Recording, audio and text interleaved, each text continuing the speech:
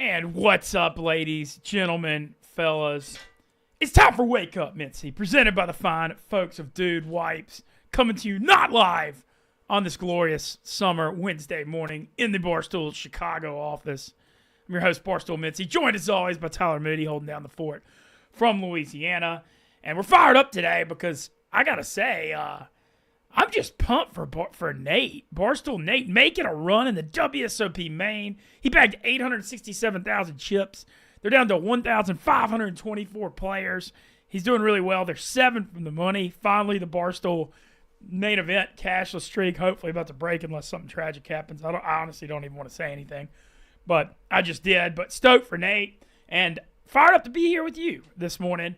This glorious Wednesday morning. As always, Wake Up Mintzy, presented by the fine folks of Dude Wipes.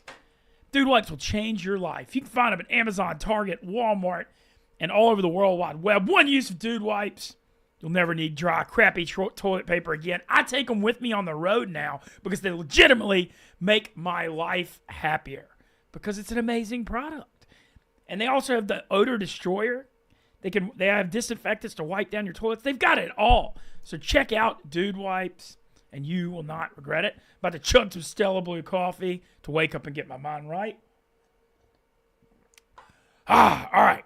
Feeling good. All right, we're going to go ahead and be joined by our good friend, our other poker buddy at Barstool, Smitty Barstool.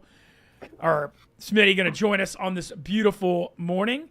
What's up, Smitty? How are you? I'm good, Ben. How are you? Doing well. I know you and me both following it really close, man. I know you and I both, at least you made it past the dinner break on day one, but you and I both played this main event. Did not work out for us, but, you know, I guess a rising tide raises all boats. I'm thrilled for Nate. No. Our demises have nothing to do with Nate's. No, I agree with that. I'm saying it wrong. I'm just saying you're right. I have no... You're right. No. You have absolutely nothing to do with No, it. I agree with that. No. Okay. I totally agree with that. No, and like a Big Cat came on the yak and said Mintz is going to take credit for this. I take no credit for this. This is all Nate going into the main. Nate right now with 867K. I actually think it's even a deeper thing than that. I think there's a direct correlation between Nate starting to work out and eat healthy in February, getting his mind right for this. And I don't think it's a coincidence. This is when he's making a main run, when he's in a good mental state and feeling healthy. This is all Nate. This is not me or you. I agree. I take no credit. A rising tide raises all. No, I meant like I'm happy for Barstool. Like that we got a Barstool person. I guess. I get it. No, but I take no credit for this. And I also did not punt the main event. No. But anyway, I missaid that. But anyway, it's very tough being eliminated on the first day when you play when you play okay and people just think that you're either punted or the worst poker player ever, which is neither the case in neither of our spots. I think the only time any one of the three of us ever punted the main was Nate. What was it? 3 years ago? 4 years ago? the 4-3 of spades, Nate Hand. 4-3 of spades, and he just ripped 300 blinds for no reason whatsoever. But Nate's learned from that and other things. You gotta give him credit. He registered late, 60K for 80 big blinds compared to we had 300 bigs. And he's interesting at the table because he's very annoying to play against, especially if you don't know him and he's trying to joke and not even try to get under your skin. He just naturally does. And that is such an advantage to him at the poker table where people... He said it himself yesterday. Somebody called him because he's just old man. I'm tired of getting fucking pushed around by you little shit. And somebody just called him. And there's chips for Nate. So he has that going for him. And he's the type of person that if he has a stack... he has just enough knowledge to be dangerous. Possibly against himself, too. Yeah, I agree. But the thing is, he does play aggressive, and he is dangerous when he gets chips. And like you said, the attitude kind of gets to some people. But, man, I'm just pumped for him because Nate loves poker, and he always has, and this is his first time to go deep in the main. And I'm just excited for him getting to have this experience, to be honest. And He's got 867K. I believe it's going to, is it going to 3K, 6K, or 4K, 8K? It's one or the other. But either way, he's got double the average right now. Yeah, I mean, and he's set for something special.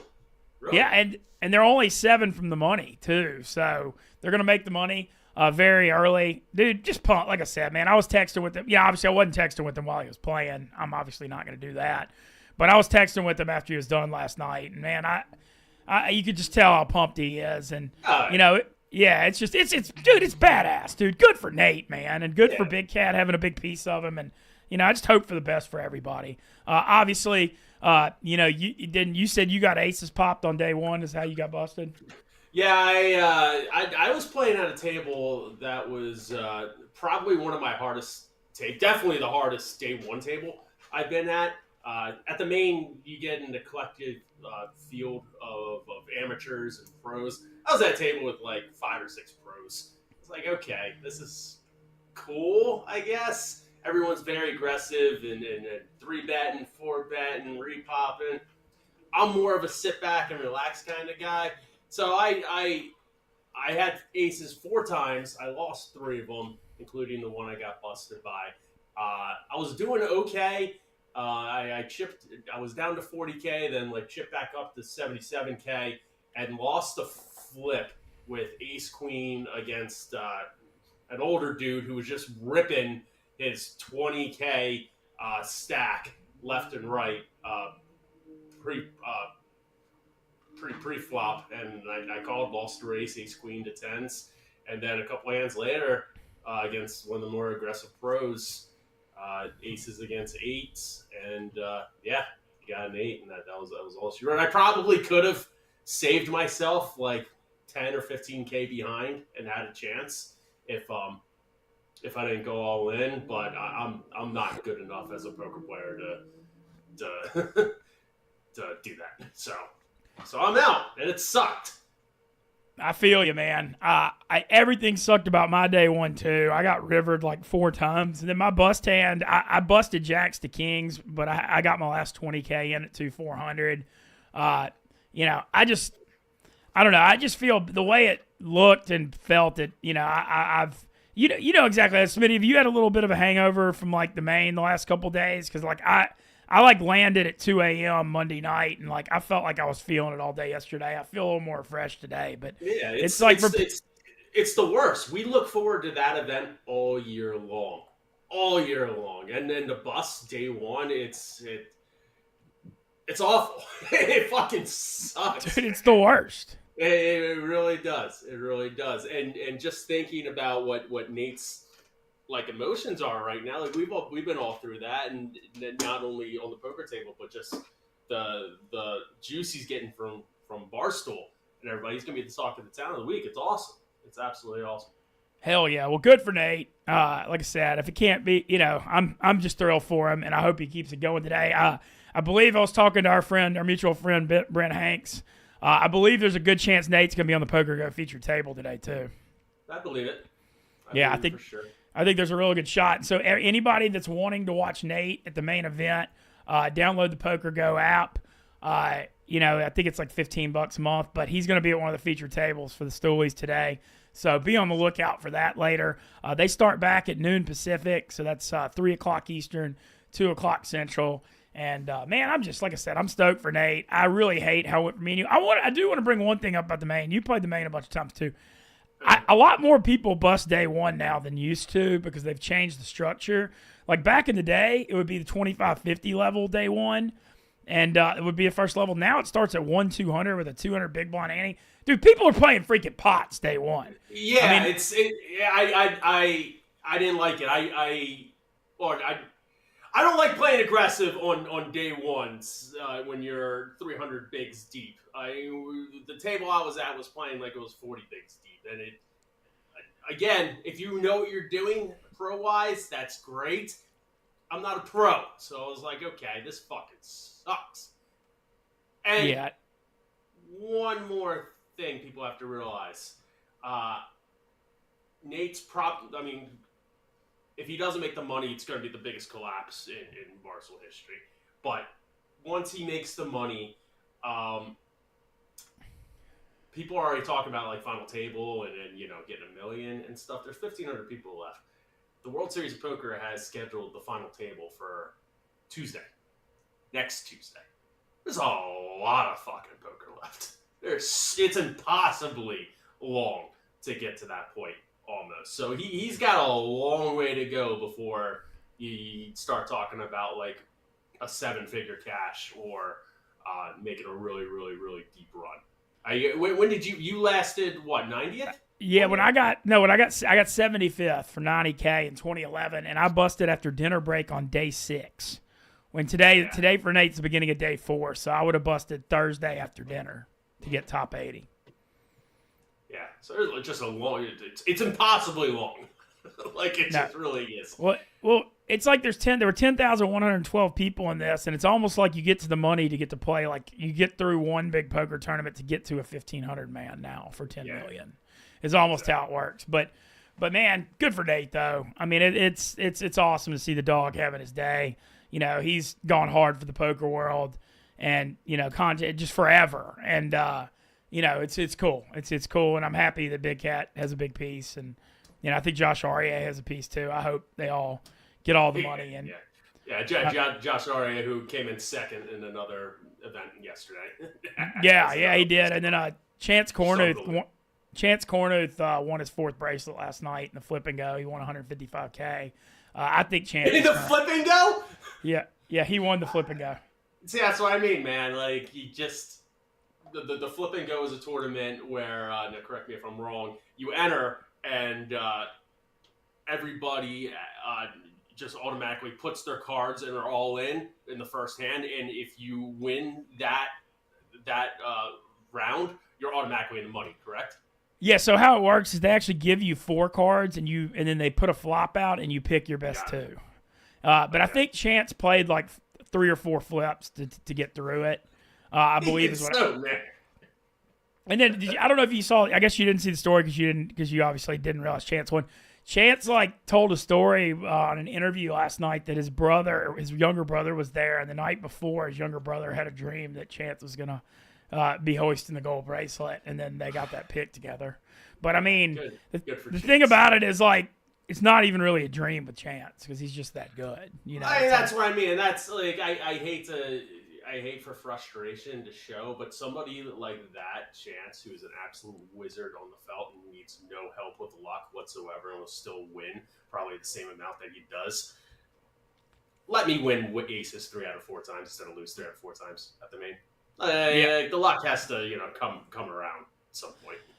No, I hear you, man. Well, you made day 3, and you've made, a couple solid. I made day 3s 5 out of 7 fucking times. I played and still can't cash. Yeah, no, you've been going deep, but this year just rough for both you and me. But like I said though, man, I'm one of these people that some stoolies room I mentions acting like I was going to be mad when Nate did well. I was like, that's the stupidest shit I've ever seen, dude. I mean, I always ride hard for my friends, and I'm always happy to see my friends having success in life. And I just know Nate, as you do, obviously for years. I know how much this means to him, I mean, this is like a dream for him. Full disclosure, probably up until 2021, I'd be insanely jealous and probably around him right now, hoping for him to lose.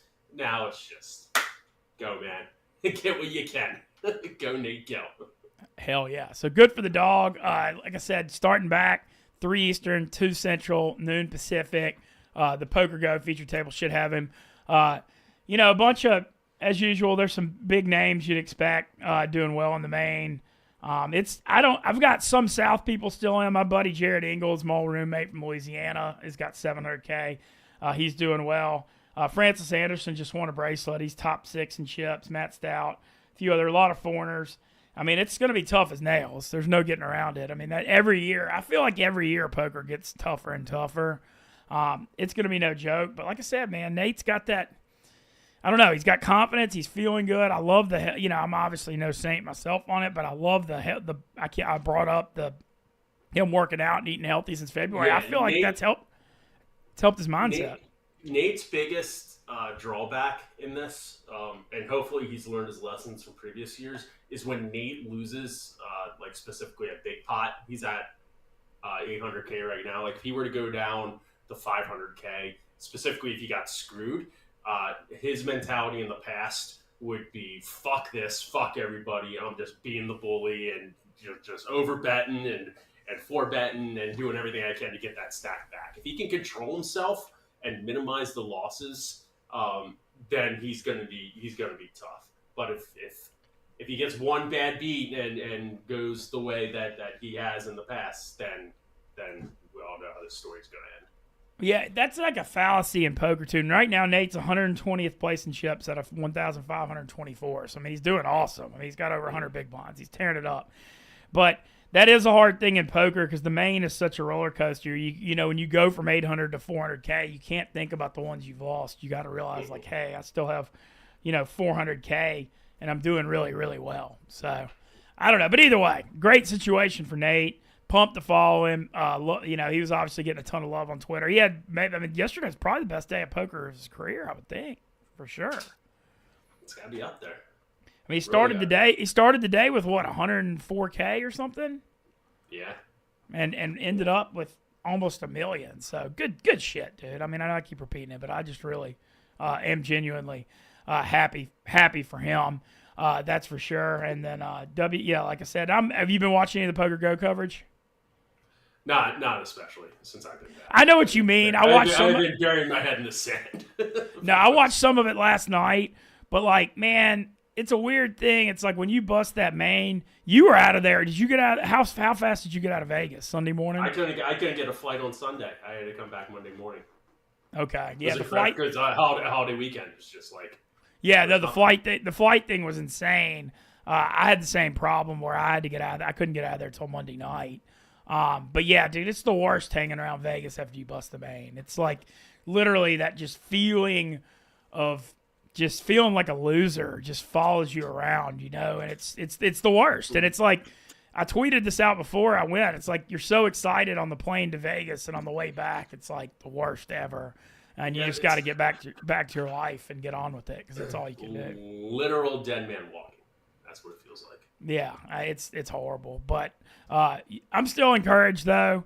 I know I've kind of given myself the moral victory speech. But, I mean, dude, I called all this shit on Twitter from everybody because of how bad the main went. But, like, dude, I mean, I made a hell of a run at that Colossus. I don't know. I thought, like, overall, I mean, I played 4 big tournaments and made a top 100 run out of almost 20,000 people in one. So I don't think I have any reason to, like, hang my head. Mintz, I think unless you go on a Phil Ivey type run, no matter what, everybody's going to get shit on. Yeah. Poker. At Barstool. People just don't get the variance, and people don't understand just how hard it is to win and win consistently. Well, especially at WSOP when you're talking about 10,000 in the main and 20,000 in the Colossus. I mean, there's 9 people that make the final table. Yeah.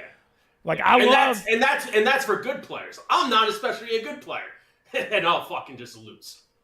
Yeah, I don't know. I like where I am with poker right now. I love all the regional main events, that have anywhere between 200 and 1,000 people. Like those are a lot more beatable. I'm all about that. And the WSOP, I like doing it. And shout out Dave Portnoy. I mean, we're so lucky to get that 4th of July week off company wide that like I'm just gonna keep going out there during that. That's gonna be what I do for WSOP going forward. But either way, pulling hard for Nate. We're all pumped for him, and can't wait to follow day 4 today and see him getting the money. And then, dude, Nate on the featured table. I mean, dude, you want to talk about some must-see TV? That's going to be wild, Smitty. Yeah. I mean, is he going to wear the mask? I don't think he's wearing the mask this year. Dude, I kind of feel like it's a new energy. I kind of feel like it's a whole new energy for the dog. I really do. Like I said, I brought up the working out thing and the health thing. I feel like his mental state is way better this year. Yeah, it's confidence, baby. Hell yeah, amazing. man. Well, Nate's always always yeah, he always studies and stuff. So good for him. Looking forward to that starting back. Well, I got you here. I also want to talk some sports because I believe did I see the Philadelphia Phillies are 57-30? Is that right? I'm not sure on the exact record, but it's the best record in baseball. Correct? Yeah, and what's interesting about that is the last couple of years. I mean, obviously, lost in the World Series, and then last year lost in the NLCS. kind of started slower and picked it up second half. This year, just out the gate, they've been just dominant the whole year. Does this year feel different because of that? Oh, I absolutely think they're winning it all this year, and that's just not like a fan speaking out of his dick. I genuinely think they have every piece of the puzzle in place as long as everyone's healthy, and even more importantly, they have the mentality this year. They specifically came out this year and started hot because they know they were trash the first quarter of the season last 2 years, and the fact that Bryce and Schwarber were on the IL, they're back. J.T. Realmuto's coming back really, really soon. If they can be healthy and add a center field piece like Luis Robert or Cody Bellinger is thrown out there right now. Jazz Chisholm too, but I don't really want to mess with Jazz. They can get a power bat in center field. That's just going to lock everything down. And it's not even the lineup that's going to take them to the next level.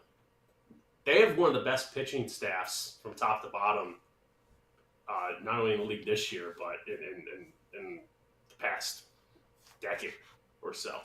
Damn. They have three guys in the National League starters who are top 5 in NL ERA. Damn. And that's not even Aaron Nola in there. So I mean, they probably need could use like one more bullpen piece, but they're stacked right now, and if they can keep the momentum obviously going and the mentality, like they're gonna win it all. Like they have to at some point. Like they're just too good to just keep getting there and not to. And hopefully this is the year that they put it all together. Yeah, it's just interesting how different the season's been than those last 2 years where they kind of caught fire second half. And then, I know they lost those game 6 and 7, the NLCS at home, but I still think there's, and you look at the last few years, I mean, their record at home in the playoffs, even with losing those last 2 last year, has just been ridiculous. There's magic in that, in that ballpark in October too. So, and then also can't hurt that Spencer Strider and Ronald Acuna are out for the year for the Braves either. I mean, I know that you only can control what you can control, but it seems like the Braves are their main competition in the NL East, and then obviously the Dodgers in the West. But seems like the Phillies are the best team right now, and now they're with that record. I mean, invariably, the Yankees are going through a bad stretch right now. I'm sure there'll be a stretch that's a little tough for the Phillies at some point because that's just the nature of a 162-game season. But even with that, they're in place to take a little hit because of how well they played. Yeah, when Dave made the bet, I think he got a plus 600 or plus 650 for the Phillies to win the World Series. You're not going to get a better price than that the rest of the year. You're just not. They're and you got consistently going to get better, and when they make a trade, which they will, like Dave Dombrowski doesn't sit on his balls during the trade deadline. He will make an impact trade, at least one, probably for a power center fielder. Once that happens, and if they're all healthy, man, they better win. They better win it all. Have you made it out to any games this summer yet? No, I haven't been down to the bank yet. It's awesome though. It's great. I know it's rocking there. Dave, as you mentioned, Dave Portnoy with the futures bet on the Phillies. You look at his run in futures. I mean, obviously he lost to Edmonton in Game 7, but the run he had with all the Scheffler wins and UConn and, betting Michigan college football against Bama, and he had the Chiefs in the Super Bowl. And, there's just been so many big wins by Dave. And the Celtic Scheffler parlay that was $1.6 million. You got to feel good. He's the best big game hunting futures bettor in the world right now. Why wouldn't you want him to pick your team? I agree. Why wouldn't you? No, I agree. It's like he's the 2024 Dave Portnoy is it's an out of control freight train of just getting the money, positive energy, all good things happen for Dave. So I certainly hope that keeps happening for Philly. I want to ask you about the Paul George news for the 76ers. He's 34 years old, but feels like he's still got a few more good years. I like the Sixers going for it. That's the way the NBA is. How do you feel about that move? It's the best possible move that they could have made this offseason with what was out there. They get 2 to 3, maybe 4 years of MVP Embiid left in the tank. They have to do everything they can to get a championship within those probably 2 to 3 years. You have Maxey, who's a max borderline superstar now. They gave him his contract. Paul George was the best case scenario to bring in a quote big three, I guess, even though that really doesn't even matter anymore. He's going to be the third option. He's not going to be the Paul George he was when he was with Indiana or Thunder or the Thunder or relied upon being as a scorer for the Clippers even last year. No, he's going to be the third option. He's going to be great. But the best part about the Sixers isn't even the Paul George sign. It's everything else that they're doing. Caleb Martin from the Heat, they swindled the Heat to get him. And the Heat offered him like $50 million. He turned it down. Caleb Martin comes to the Sixers for $30 million. I mean, he's going to be starting it forward, just tickling the Celtics balls every freaking game that he plays. Such a big game player. And you hate to see B-Ball Paul, who's a friend of the program, go. But the Sixers have a backup center back in Andre Drummond. And that's huge. That is absolutely massive. So Embiid can, do his plus 40 plus minus per game. And when he leaves, it won't go to minus 40. It'll probably go to even. So guys like that, they're going to make this team hopefully get past the second round of the playoffs. I feel like, too, like Embiid, just being as big as he is, sometimes has health problems and stuff. With Drummond as a backup center and George and Maxey, you can rest him on some back-to-backs and, kind of watch that load all season a little more. Fuck back-to-backs. Fuck the fines that he would get for load management. Fuck everything. I would rest him 40 games. Not even play. Because the city of Philadelphia needs him one time, other than 2019, to be healthy going to the playoffs. Just give us a chance. No knee meniscus tears, no wear and down, no face breakage, no stomach issues. Just be healthy once. I'm not saying it's been his fault, which it hasn't, but we just need him healthy going to the playoffs. Rest him half the time. I don't care. You're going to get the 3 or 4 seed anyway. Just rest him and be healthy for the playoffs. Hell yeah. Well, and then also, while we're here too, we got football. Man, are you starting to get in this? I mean, obviously the Phillies fever is so big. I'm wondering if you're starting to get in the fever. Like on Wake Up Mintzy, we're starting the football talk right now. I'm starting to get excited. I'm curious. Want to hear some thoughts on you on the Eagles this year. I'm pulling up NFL odds with our DraftKings, as we're obviously DraftKings partners. I'm kind of pulling up some futures odds, seeing what they are to win. They're 17-1 to win the Super Bowl. NFC, the Eagles I'm seeing them at 7-1, and then to win the NFC East, they are even money, so they're favored over the Cowboys. You're looking at where they are, like obviously 2 years ago, just as heartbreaking as it could possibly be in that Super Bowl with how good. I mean, they were the most dominant team all year. Last year, definitely a regression year, especially toward the end. Down the stretch, felt like the coordinator drop off. You lost 2 coordinators, and Shane Steichen and Jonathan Gannon, who went to the Colts and Cardinals respectively to be head coaches.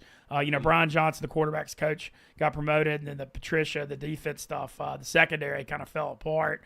Obviously, like the defensive coordinator move, bringing in Vic Fangio, I think that's a massive upgrade at DC. I mean, you got to be happy about that, I would think, right? Yeah, talent-wise, they should have 0 issues. No issues whatsoever. They're one of the most talented football teams in the league. Everything else, kind of worried. Kind of worried about Kellen Moore coming in, basically changing 90 to 95% of what Jalen Hurts has to learn. Little worried about Vic Fangio and how he handles the players. There's been mixed reports coming out of Miami and just how well he was liked. I'm very worried about Nick Sirianni still being head coach of this football team after witnessing the absolute embarrassment that was the second half of the season last year. I mean, that was one of the biggest collapses in sports history where there wasn't a major injury involved. It just was. They were favored to win the Super Bowl halfway through the year with Jalen Hurts being favored to win MVP, and they just fucking dropped their dicks on the ground and let it burn. There was a point with the 49ers where they allowed 12 straight touchdown drives. 12 straight. And they eat their way in the playoffs. They lose the division to Dallas, eat their way in the playoffs, and get embarrassed by the Bucs. I mean, that downfall calls for an immediate turnaround to alleviate all fears from me. And unfortunately, they open in Brazil. Home opener in Brazil against the Packers, who are riding hot coming off the playoffs last year. Yeah, I'm fucking worried. I'm really worried. I can see this team starting 1-2, 1-3, 2-2, and just absolutely shit hitting the fan. When realistically and talent-wise, this team should easily win the East. Do you think they did enough? I know they addressed the secondary pretty heavily in the offseason. You think they did enough to fix it? Because that seemed like the biggest problem washing them down the stretch was the pass. Yeah, talent-wise, they've done. A lot of it has to do with like Jordan Davis being everything like he's supposed to be too. It has to do with the linebackers stepping up as well. With the secondary, freaking James Bradbury, like, is he going to be toast this year again? Like, you just really don't know. I fear that there's dream team vibes again with this team. Like, that's my biggest fear. And opening a home opener in Brazil against the Packers and having a loss after what this team went through the second half of the season last year, like, it could get messy. It could get messy. I don't want it to get messy, but it could get messy.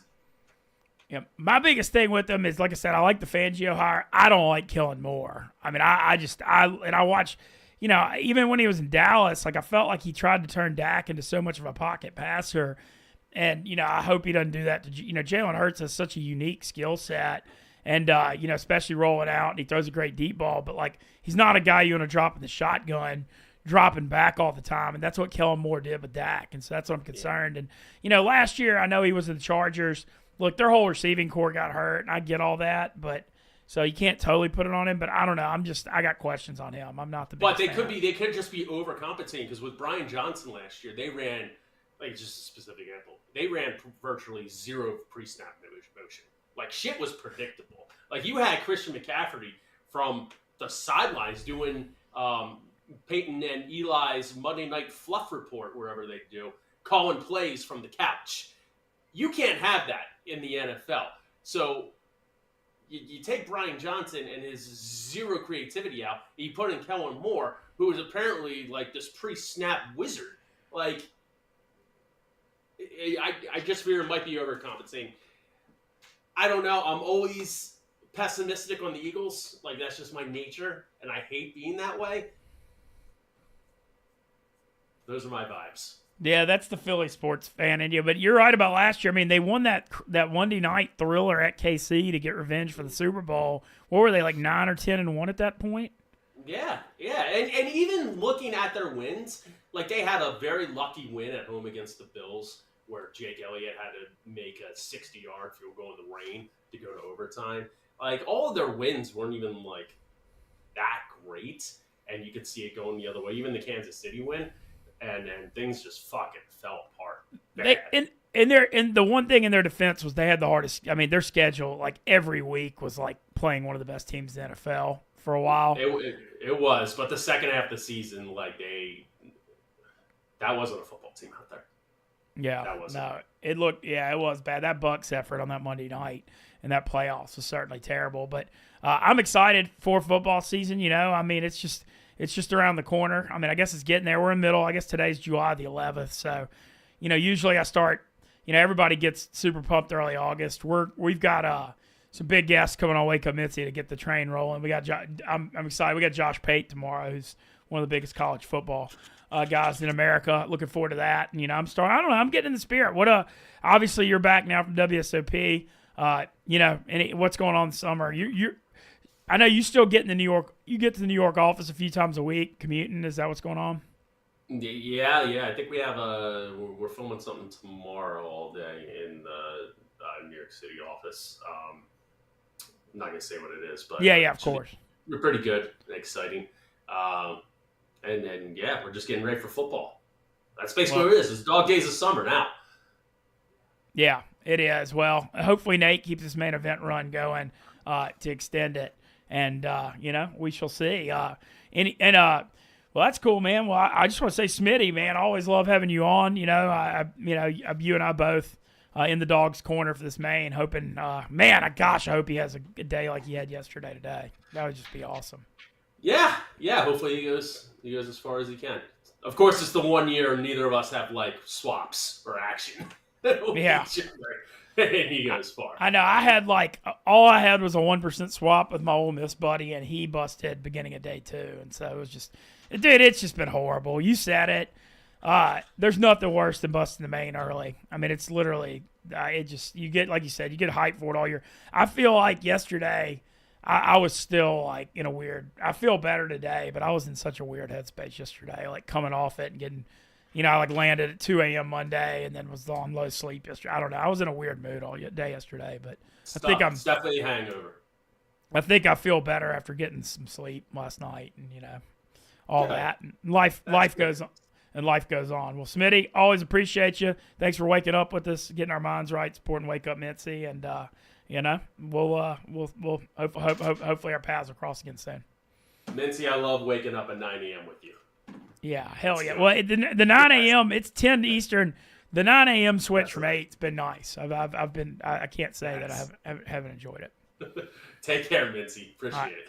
All right, Smitty joining us, showing a lot of love for Nate Dogg.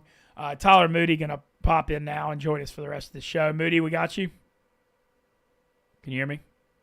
While we're waiting to figure that out, just can't blame Smitty for being super excited about the Phillies. Man, best record in baseball. I didn't realize their pitching staff was that good. They've been totally dominant. Moody, we got you now? Yeah, it should be good. You hear me? Yep, I hear you clear. I want to follow up on some of the Smitty stuff, talking baseball and football with you. And as always, I want to remind everyone, get some dude wipes. It'll change your life. Amazon, Walmart, Target, nationwide. Don't forget, appreciate Dude Wipes' support of Wake Up Mintzy. And just, like I said, I brought them to Vegas, and it made my whole trip out in the hot desert way, way better. And I'm not going anywhere without them from now on. That's just it's part of my travel packing from now on, is taking Dude Wipes with me. Do you agree with Smitty that the Phillies are the best team in baseball? Yeah, currently the best team in baseball. I mean, they're the most complete team. Their pitching staff, as he mentioned, has been absolutely elite. Zach Wheeler, tremendous. Ranger Suarez, the step that he's taken forward this year has been incredible. Obviously, we know how good Nola has been. This is a complete team. They just need to be healthy. Right now, Harper's injured. They missed Trey Turner for a couple of months. Schwarber's dealt with some stuff. So they just need to be healthy going into the playoffs. And, I mean, they're going to be one of the teams to beat. The Braves are going to get healthy down the stretch as well. Unfortunately, they're never going to get Strider back. He's done for the season, which sucks. Acuna's done for the season. But this is a Braves team that's still very good and will be a threat. And then once you get to postseason play, it's really Dodgers and Phillies. I mean, what a great NLCS you could have right there between those two teams. So I'm excited to see how things turn out down the stretch. But the Phillies, at the moment, are the most complete team in baseball. Yeah, the Braves 2 years, I guess it was it 2021, I guess, whenever they won it, they didn't have Acuna that year either, right, when they won it all. But it's losing Strider, who was he was a Cy Young, one of the Cy Young favorites. I'm taking a look at our friends on DraftKings right now, looking at some futures prices. I'm gonna kind of pull team futures. I'm pulling up odds to win the World Series real quick. Do you have any thought? Okay, I got team futures pulled up. All right, right now, odds to win the World Series: L.A. Dodgers plus 320, Philadelphia Phillies 5-1, Yankees 6-1, Orioles 13-2, Braves 9-1, Guardians 11-1, Twins 13-1, Astros 16-1, Brewers 18-1, Mariners 22-1. Do you see any value there? I'm going back to the team that I picked preseason to win the World Series. It's the Houston Astros. They're getting it together all of a sudden. They're only 2.5 games back of the Mariners now. And while Seattle has been incredibly good on the mound, they haven't hit the ball very well. I don't think they have anybody in their entire lineup that has an OPS over 750. Houston is a been there, done that type team. They've got so many veterans. They've got a couple Hall of Famers on that team. Yordan Alvarez has been sensational as of late. And I personally think that the Astros are going to run down the Mariners, win the American League West, and they're going to be a serious threat to anybody in the American League once the postseason rolls around. I do like the Orioles at 6.5-1. They're going to win that division. They're way better than the Yankees. The Yankees are fading. Yankees will probably still make the postseason just because they played so well out of the gates, but they're going to struggle down the stretch, kind of like they have the last couple weeks. So I expect Baltimore to win the AL East. The AL East there. Then you got the Astros winning the West. and then the Guardians are going to come out of the Central. But I truly think that as far as value is concerned, the Astros at 16-1 are the team to be looking at the moment. Yeah, I think I might hop on that to get like a future sweat. And last year you hit the Rangers 45-1, but 16-1. I mean, if they're only 2.5 back, we've seen their. I mean, they made the ALCS 8 years in a row. I mean, it's the craziest. They've literally made it every year going back to 2017, 2016. Yeah, I mean they've been there. This is a team that is tried and tested. I mean they've walked through the fire. They've won series that we didn't think they had a chance of winning because of guys like Jose Altuve, Yordan Alvarez. I mean these are future Hall of Famers. Yordan Alvarez, for my money, is the best hitter in baseball, and he's played like that for the last month. And if that continues down the stretch, this is going to be a very, very tough team to beat. The pitching is the question for the Astros, but if you look up in a couple weeks and they make a trade for a frontline starter, all of a sudden, I think they become the favorite in the American League because of the team that they've been in the past. And they do still have elite starting. They have an elite bullpen. Josh Hader on the back end is one of the best closers in baseball. Even though he's given up some home runs lately, I still have faith in Hader in a playoff scenario. So don't sleep on the Astros. I think they're going to be a threat down the stretch. I say that as a Texas Rangers fan. I've given up hope on another Rangers World Series. They just have not been good enough at the plate, which is surprising. Offensively is where they've struggled. Obviously, the starting rotation hasn't been great either, but this Rangers lineup has not produced the way we expected them to this year, and because of that, I see the Astros winning the division. All right, so the Astros 16-1 is the. Would you say that you're officially giving that out, or are you just looking at it? Yeah, let's give it out. Why not? Astros 16-1. I need them to make a move down the stretch for another starter, though. And I would feel very good about it then. But right now, 16-1 is really good odds. Vegas actually has them as the favorite to win the American League West. I mean, they're a slight favorite. They're plus 100, and the Mariners are plus 105, so it's minuscule. But I like the Astros to get it done, and then 16-1 is the best value on the board. I don't hate the Padres at 35-1, but I just don't think they are complete enough with their lineup to take out teams like the Dodgers and Phillies. Yeah, it seems like the Dodgers and Phillies are just so strong at the top of the NL. Do you have any thoughts on the All-Star game? I guess is that's next Tuesday. Any thoughts on the selections and stuff? Obviously, a lot. I've got a problem with people saying Paul Skeens is not an All-Star. Who says that? I got into it. There's a big debate going on Facebook right now about Paul Skeens not being All-Star worthy. He's 5-0. He's got an ERA this much above 2. His whip's like 1.01. He's striking out 11.7 batters per 9. One of the best strikeout rates in all of Major League Baseball for a starter. I mean, he's undefeated. He has shown me that he's one of the best arms in baseball, which I'm not surprised by. We talked about this at the beginning of the year. He's one of the most dominant pitching prospects we've seen coming up in quite a while. He's lived up to the hype. He is easily an all-star, in my opinion. And anyone that says otherwise is just fucking stupid, man. They really are. No, I agree. I want to give a shout out to me and you being the North Louisiana guys that we are. How about the Seth Lugo season for the Royals? Where the hell did that come from? Well, Seth Lugo has one of the best spin rates on his curveball in all of baseball, and he has finally put it together as a starter. So whenever he was in New York, they used him as the swing man a lot of times, and he was very good in that role. I mean, he became a great bullpen piece for the New York Mets, and he earned this contract that he got with the Kansas City Royals. There's no doubt about it. And now that he's been given a chance to truly start and be a frontline guy, he has lived up to it. He's earned his money. He's been worth more than what the Royals have paid him, to be honest with you. He's an all-star. I think he's got 11 wins now. So Seth is actually married to one of my really good friends, Amanda. She and I used to be great friends growing up, and so it's been great for me to see what they have become as a couple and then what Seth has now become as a major league pitcher. I mean, he's just a flat-out stud and a really good dude. This is a guy that wasn't born with a 98-mile-an-hour fastball. This is a dude that had to work for it. He has put in the time. He was at Centenary at one point. I mean, Centenary College here in Shreveport, Louisiana, and now he is a superstar in Major League Baseball and really one of the best pitchers in all the American League, and it could not happen to a better guy. There's a chance. Does he have a chance to start the All-Star game? There is a chance that he could start the All-Star game. The problem is Tariq Skubal for the Tigers has been sensational. I mean, he's the best pitcher in the American League for my money. He's the guy that I gave out at the beginning of the season to win the American League Cy Young. I believe What odds He did you is get on him? currently the. Do you remember what odds you got on him? I'll have to go back and look on my Twitter to see what I gave it out at. Let's see. Right now, Cy Young Award, he's got to be the favorite. Yeah, he is. He's plus 110. Corbin Burns, 2.5 to 1, and then a huge drop off. Lugo is 13 to 1, and he is the third favorite there. So that goes to show you how highly Vegas thinks of Tariq Skubal right now, and rightfully so. He's been the best pitcher in the American League.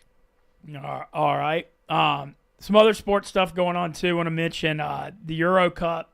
Spain beat France 2-1 yesterday to get to the championship. The Netherlands taking on England today in the other semifinal. I got a little bit of a sweat that I've got Gakpo of Netherlands to lead to win the Golden Boot for most goals. He's tied with 3 right now. I've got him 11-1, so I'm excited to see what happens there. But that's the Euro Cup. Certainly. Who did you get that from? Because I know you didn't come up with that yourself. No, I definitely didn't come up with that. Our friend, shout out to our friend Cassidy who texted me about it. Believe me, I did not come up with that. He sent me a text. He said like the Netherlands have the easiest draw, and and he thought the value was good at 11-1 on him. And last game, dude, they're tied at 3 if the most goals. And Spain's got a guy with 3 that's in the championship, and then England has 2 guys with 2, and Spain has 1 guy with 2. But he scored. They credit him for a goal last game, and then they switched it to an on-goal, so he could have 4. What a brutal stat correction! And I know you've dealt with that in fantasy sports before. The stat correction thing can be murder. A stat correction like that is huge. Whenever you're talking about a player that probably a lot of people have money on, I don't know. That's actually a really interesting stat correction. It doesn't surprise me that they would make such a change, though. Interesting is the way you put it. I would call it crappy. Yeah.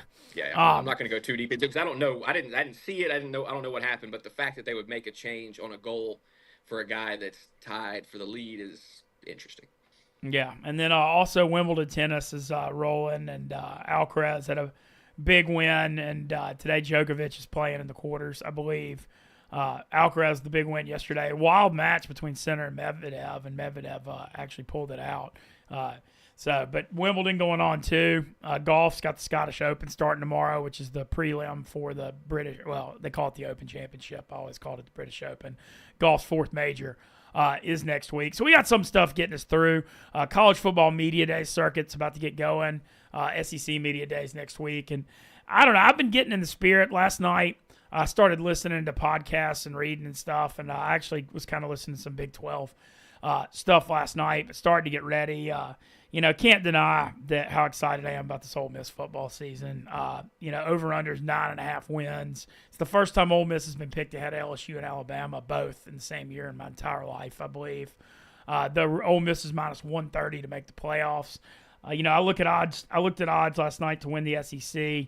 They're the 3rd favorite at 6-1 behind Georgia at 2-1 and Texas plus 320. It's just so crazy to me to see Bama behind Ole Miss, but Rebels with a really, really good schedule too. So, I'm just getting super, super pumped. And, I know media days and everything that's coming is going to get me more and more excited. But, man, I can't wait for this football season. I'm ready. And you know what else? I'll mention this too. I love our partnership with DraftKings because I'm looking forward to dipping my toes into the daily fantasy stuff. And, DraftKings is the place for all your sports book and all that stuff, but it's also great for all their daily fantasy tournaments. And I'm looking forward to getting involved in that. And I know, Moody, you're all about that too. Yeah, I love it. Obviously, Mintz and I met because of a fantasy football show back in Louisiana. So I'm a big believer that our run doing fantasy football is not over, and we've still got some work to do there. So I'm excited to put some stuff together during football season. It's just crazy what fantasy football has blown up into since we were, younger. Now these daily fantasy lineups are a massive thing on Sundays. It's just it's one of my favorite things to do. I mean, really and truly, fantasy sports. I know some people hate it. They don't want to hear about your lineups. But damn, man, fantasy sports is one of the greatest inventions that man has ever made, in my personal opinion. Yeah, I agree. And like I said, it's just fun with our DraftKings partnership. And, DraftKings started out doing the daily fantasy before the sports gambling got legalized nationwide. And so they've obviously been at the forefront of that movement, especially the daily fantasy movement. So certainly excited about that. So a lot of stuff going on, but want to, once again, wish good luck to Nate today. Check out PokerGo. Download that. I'm like 90%. I'm not 100% sure he's on a feature table, but I'm like 90. I saw Brent Hanks tweeting about it. Yeah, I saw somebody type earlier that he's at a table with Kevin Pollak. So pretty good chance that's a feature table. Yeah. Oh wow, that'll be hilarious. Nate and Kevin Pollak. But they're good chance that'll be fun to follow today. I'm gonna watch that England Netherlands game at 2:00. Did you see Colby Covington has a ton of chips? Does he? I saw he was in it. I didn't. Colby Covington. He had whenever I went to sleep last night, he had about 500,000, like 580, I think actually. Which, could you imagine a world where freaking Colby Covington, one of the loudest, most brash people on the planet, makes a run at a World Series title? That would just be. I mean, no one would ever hear the end of it. This dude would gloat until the end of time. That's funny, but that's the beauty of the main event, man. You got athletes, actors, you got all walks of life in there. Top poker players. I mean, you just never know what you're going to see in the main event. But it's a lot of fun to follow. And Smitty kind of mentioned he hadn't been watching. I watched Poker Go last night. Phil Ivey's hanging around in there too. I think he had 350 or 400K, which is always great to see. But yeah, so I'm kind of going to be following it real close the rest of the way. I needed like a day or two after the disaster of Saturday to kind of recoup. But I'm back to being able to look at stomach poker again after a couple of days. So people were talking about it in the chat, and I'm curious. Okay, go ahead. Yeah, what's the best bust, Mintzy? When's the best time to bust if you're not going to win it? I guess. I mean, it's never a good time to bust. That's kind of like it's going to be crappy no matter what. But I mean, God, I would say not day one before dinner because you just feel ashamed. I guess I would say probably day two. Like I would say the best time to bust would be kind of middle of day two because if you get far into day two and past dinner, you're starting to think you really got some traction and a chance to cash. And so you get your hopes up. So I think early to mid day two would probably be the best time to bust just because it's like I don't know. I mean, I know ultimately unless you cash, it doesn't matter. But, like, it's not, you're not ashamed if you bust on day two. Like I said, I mean, that day one before dinner, what happened to me was just, I'm still scarred, by it. So you can confirm that when you bust early, you feel shame? Yes. When you bust early, you feel shamed in the World Series main event. Yes. I can confirm that. And shout out our chat. Keep Moody's watching it. If you ever want to get any questions or comments, we've got Moody here for that, and we love you guys joining us every morning on Wake Up Mintzy. And somebody said something interesting that stuck out to me. No cheaters allowed in the Hall of Fame, in the MLB Hall of Fame. Talking about the Astros, I mean, surely Jose Altuve gets in, right? I mean, I would think so. How could he not? I get. There's no. Well, I think also with Altuve, I mean, there's no, I know that they had the whole cheating scandal, but there's no steroid allegations on him, right? No steroid allegations. It's just the trash can thing. I mean, I feel like the way they respond. One of the greatest baseball players of my generation out of the Hall of Fame. It's an interesting debate. Well, I think the thing with him on that is like, yeah, they had the trash can thing, but like if he didn't do well after that and only did well when they cheated, sure, but like. That was 2017 or 18? I mean, that was a long time ago, and they've still made, they've won another World Series, and they've made the ALCS 8 times. And I feel like they've, obviously people are going to always associate him with that, but I feel like that's so far in the rearview mirror, and they're still so successful. I think he definitely will make it. I mean, you would say pound for pound, he's one of the best players of all time, right? Pound for pound, he's one of the greatest baseball players to ever walk the planet, in my personal opinion. Yeah. So I think, and also he's a second baseman, which is not necessarily the deepest Hall of Fame position. So that makes him stand out even more, I think.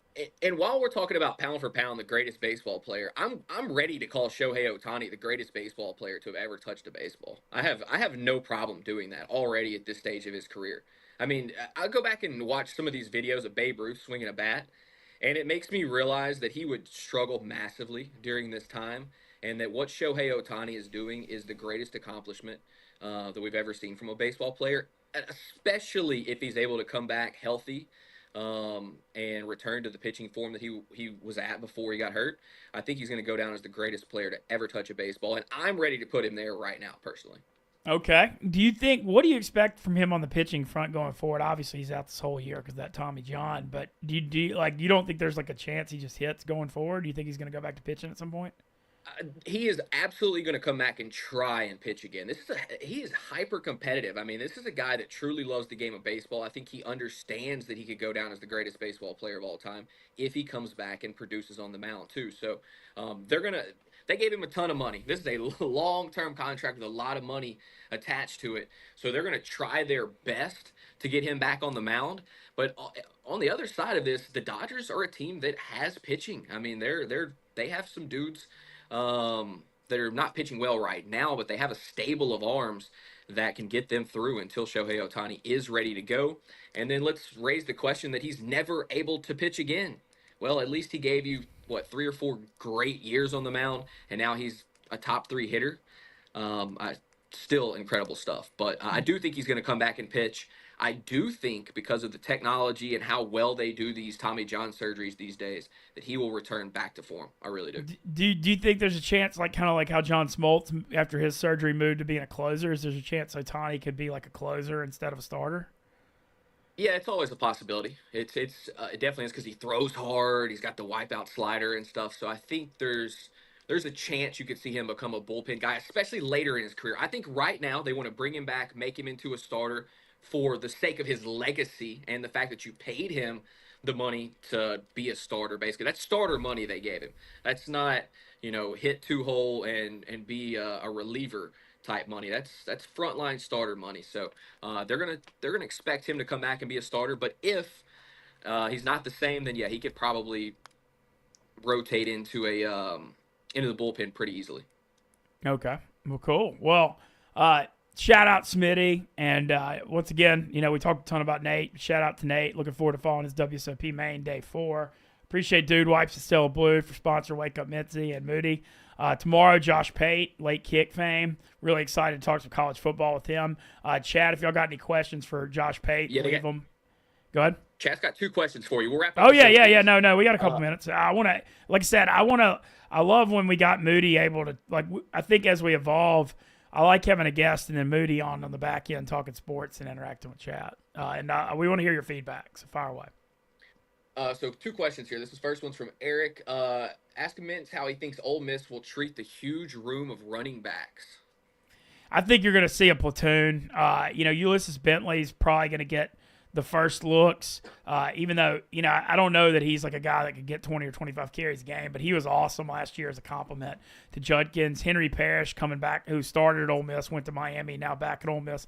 I think they're going to be the top 2, but then you've got a bunch of other guys. A Miami of Ohio transfer is good. A New Mexico transfer is good.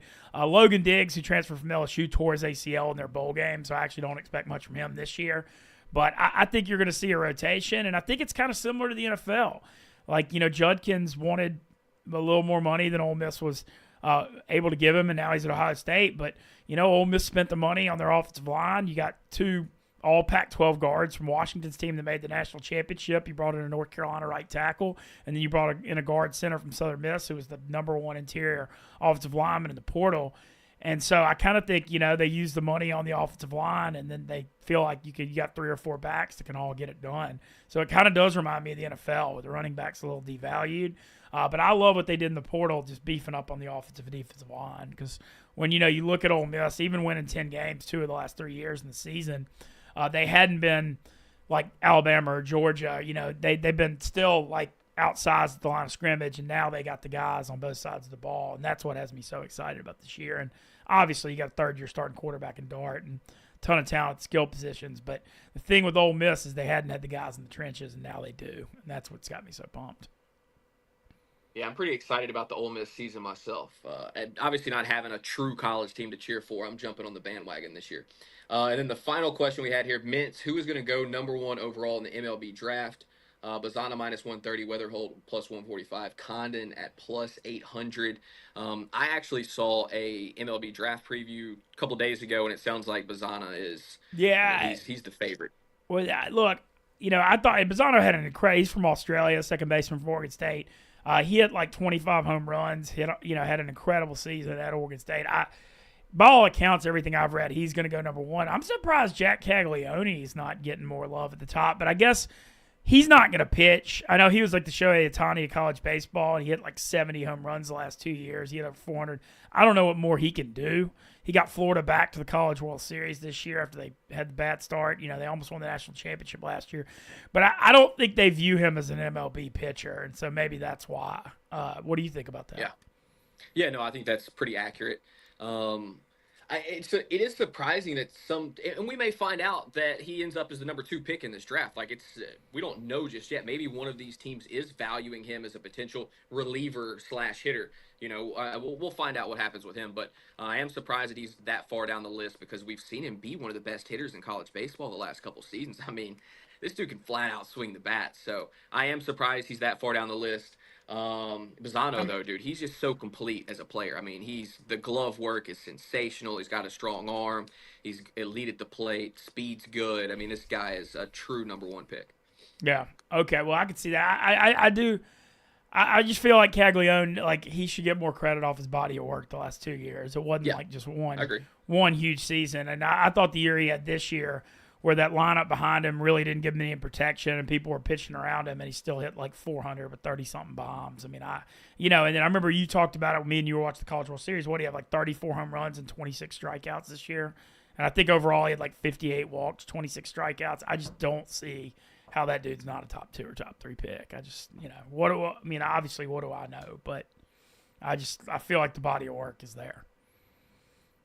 Yeah, no, it absolutely is. That's one of the crazier stats that I've heard, especially with the way people strike out in today's day. Normally when you have a hitter that doesn't strike out much, they're like a Luis Ariz, where they put the ball in play. It's a bunch of singles. They hit a double occasionally.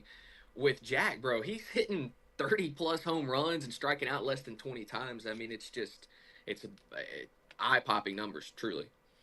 Yeah. Well, we're going to get out of here. Like I said, Josh Pate tomorrow to talk to college football, so we'll get y'all send in some questions if you want me to ask him.